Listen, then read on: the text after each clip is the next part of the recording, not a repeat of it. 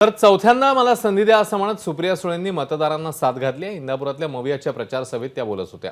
पवार साहेबांच्या सभेला जाऊ नका, बोलणाऱ्यांचा करेक्ट कार्यक्रम करणार आहोत असंही सुप्रिया सुळेंनी म्हटलंय। कालच माझ्यावर टीका झाली कारण का मी रोहित आणि युगेंद्र पवार पहिल्यांदा प्रचार करताय।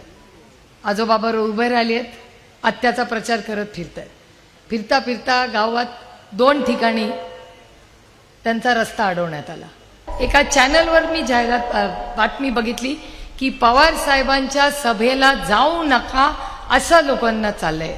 मला त्यांना सांगायचंय, हा इंदापूर तालुका आहे, इथे पवार साहेबांच्यावर प्रेम करणारे लोक इतके आहेत, ते तुमच्या फोनला घाबरणार नाहीत, तुमच्या धमकीला घाबरणार नाहीत। आता तुम्ही तुमचं बघा, कारण का कार्यक्रम इथे होणार नाहीये, करेक्ट कार्यक्रम तुमचा विधानसभेत होईल याची चिंता तुम्ही करा।